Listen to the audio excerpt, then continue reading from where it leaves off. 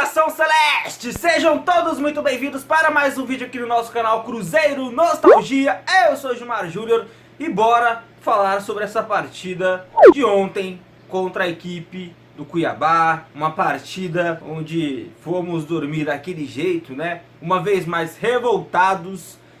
Claramente vocês devem estar percebendo, minha voz está totalmente embargada. Muito pelo que a gente grita durante o jogo, muito pelo que a gente se revolta depois do jogo, dorme mal, enfim, acaba que a gente acorda no dia seguinte dessa forma, né? E uma vez mais, final de semana estragado por um jogo ridículo do Cruzeiro. Mas vamos falar um pouquinho sobre essa partida, né, no vídeo de hoje. E antes eu peço para vocês se inscreverem no canal, caso ainda não seja inscrito, já deixa o like para nos ajudar no engajamento aqui dos nossos conteúdos. Fechado, Chinazu? Então bora falar sobre essa partida pífia contra o Cuiabá. Bem, gente, aqui a questão, né, do vídeo é analisar como que foi esse jogo, né? Então, antes de mais nada, bora analisar o pré-jogo, que seria a escalação do confronto de ontem. Bem, acho que é unânime, né? Todo mundo vai concordar comigo que a partida contra a Ponte Preta é um espelho do que queremos do Cruzeiro nesta competição. Não só de resultado, gente, mas de futebol jogado dentro das quatro linhas. Aquele futebol contra a Ponte Preta tem que ser o nosso espelho para a Série B. É daquela forma que queremos jogar no Mineirão ou fora dele. Então, a partir do momento que o Ney Franco ele repete a equipe que venceu a Ponte Preta contra o Cuiabá, é uma luz positiva, certo? Todavia, sabemos que dos 11 que entraram em campo contra a Ponte, que é o Ayrton, não podia jogar a partida contra o Cuiabá porque havia tomado o terceiro cartão amarelo. E aí o Ney Franco tinha o papel de colocar o seu substituto. Gente, repito, o nosso espelho tem que ser justamente aquela partida contra a Ponte Preta. Ou seja, logo, se ele perde o cara mais agudo do time, o cara que dá profundidade, que vai pra cima, que não tem medo do adversário, que no mano a mano consegue quebrar linhas, ele tem que colocar algum jogador minimamente parecido com essas características. Porque senão ele perde justamente o fundamentalismo que se viu contra a Ponte Preta. Mas foi justamente isso que o Ney Franco fez. Ele colocou o Maurício no lugar do Ayrton, e aí vai a nossa primeira análise e criticando essa alteração do Ney Franco. Porque claramente a gente perdeu aquele padrão de jogo contra a Ponte. Ficou outro jogo. Porque por mais que ele tente colocar o Maurício deslocado, até mesmo revezando com o Regis, é muito nítido que o Regis e o Maurício não podem jogar juntos, porque possuem a mesma característica. Caramba! Nós que só vemos o jogo conseguimos detectar isso? O Ney Franco que treina com esses caras não consegue ver isso? Então aí já foi a primeira cagada. Bem, então começa o jogo, e se já não bastasse uma cagada dessas, né, porque você basicamente mata um jogo seu, você mata uma jogabilidade sua, que é ter o cara da velocidade. Se já não fosse isso, logo no início do primeiro tempo, ele já mata uma outra característica positiva que se viu contra a Ponte Preta, que foi o Sassá. Gente, o Sassá se deslocou o jogo inteiro contra o Cuiabá. Era óbvio que ele ia sair no segundo tempo. O cara cansou muito rápido. O Sassá é centroavante ou é atacante? O Ney Franco tá confundindo as coisas. Não é porque ele consegue ter uma mobilidade maior do que Thiago, do que Marcelo Moreno, que ele vai jogar deslocado. Gente, depois dos 20 minutos do primeiro tempo, o Ney Franco ele colocou o Regis centralizado à frente e tirou o Sassá de lá, trazendo ele para os lados do campo. O Ney Franco tem o que na cabeça, gente? Ele matou a criação e matou a jogabilidade do Sassá lá na frente. O diferencial do Sassá é justamente esse. O Sassá não veio para brigar por posição com o Maurício, com o Regis, com o Arthur Kaique, com o Ayrton. Caramba, velho. Gente, ontem deu tudo errado pro Cruzeiro. E foi muito na conta do Ney Franco. Todas as suas modificações de peças ou táticas foram horríveis. Tudo deu errado. E o pior é que era tudo carta cantada. Não é nada tipo de novo. Não tem nada de diferente do que já vinha acontecendo. Rapaziada, tem hora que parece que a torcida conhece mais de futebol do que esses caras que estão lá ganhando 200, 300 mil reais por mês. Parece engraçado isso, né, velho? Uns caras com 60 anos nas costas cometendo falhas juvenis. Parece que é isso, gente. Mas enfim, então o pré-jogo já teve uma cagada. No início do jogo, já vimos esta cagada.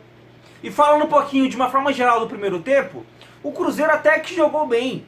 O Cruzeiro foi com uma proposta no primeiro tempo de fazer um gol.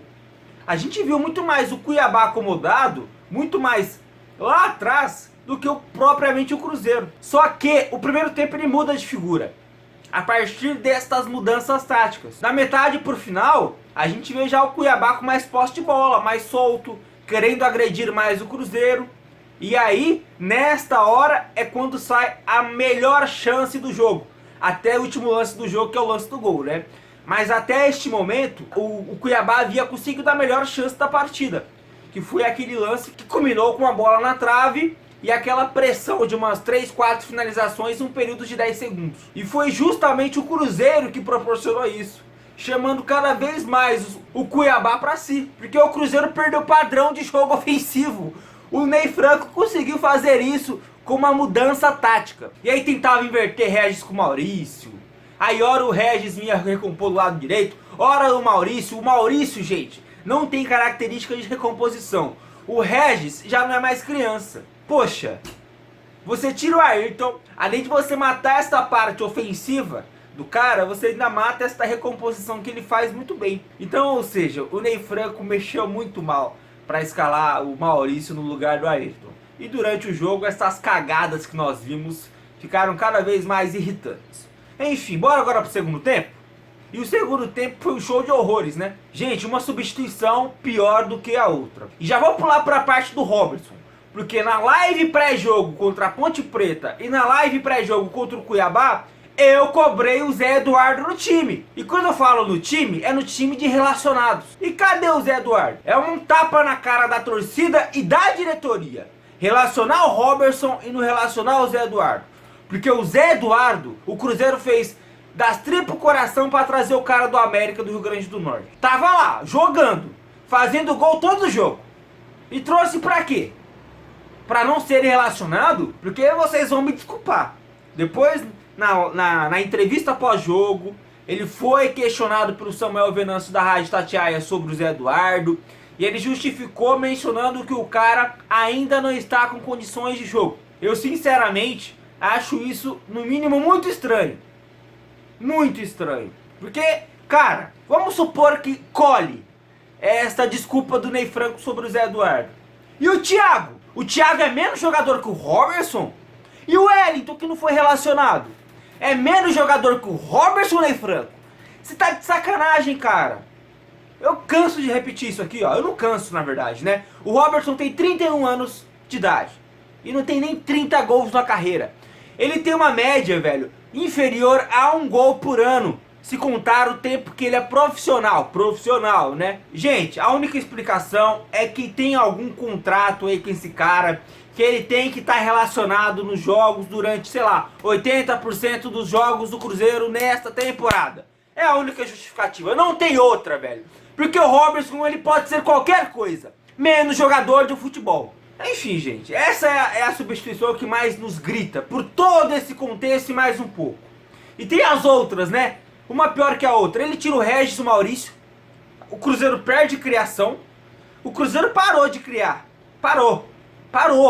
Ele coloca o Marcelo Moreno, que ficou isolado, porque ficou um buraco entre o Machado e o Henrique e o setor ofensivo.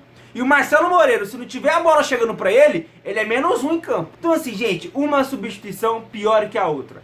E vocês vão me desculpar, mas aquele gol no final do jogo foi muito merecido. Muito. Porque o time se acovardou nas substituições de uma forma que mereceu tomar esse gol. Me desculpem, cruzeirense. Com dor no coração eu falo que o Cruzeiro mereceu. E foi pouco. Não pode, gente.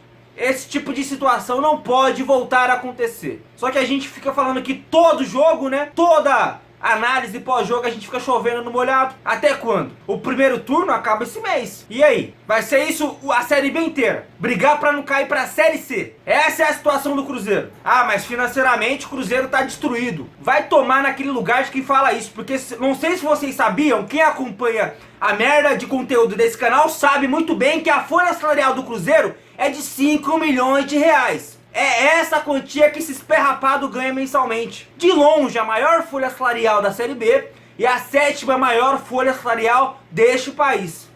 Ó, é um tapa na cara do torcedor. Enfim, gente, uma análise pós-jogo muito mais de desabafo do que propriamente de questões táticas dentro do jogo, porque eu me nego a comentar taticamente o que foi o Cruzeiro ontem, porque vai muito mais além do que foi taticamente. Foi um tapa na cara do torcedor vermos essas questões mencionadas neste vídeo. Comentem aí o que vocês acharam. Eu sei muito bem o que vocês acham, o que vocês vão continuar achando, que é basicamente o que nós, torcedores, passamos na pele. E é isso, gente. E falar o que agora, né? Do que esperar do Cruzeiro nesses próximos jogos. É sempre a mesma coisa. É uma esperança no fim do túnel que só nós, torcedores, enfim, né? Bem trouxa, porque eu me considero um cruzeirense trouxa, não sei você. Mas é só uma esperança de cruzeirense trouxa pra acharmos aí que uma sequência positiva virá. Mas é isso. Desculpe pela voz embargada. Tá osso, eu dormi mal pra caramba essa noite, só pra variar, né, Cruzeiro? Obrigado de novo por estragar o nosso final de semana. E é isso, gente. Comentem o que vocês acharam. E vamos lá, né? A luta continua. A gente nunca vai deixar de ser cruzeirense e muito menos deixar de criticar quando tiver que criticar. Beleza? Então espero que vocês tenham curtido a análise. Fiquem com Deus, nação. Até a próxima. Eu fui, tchau!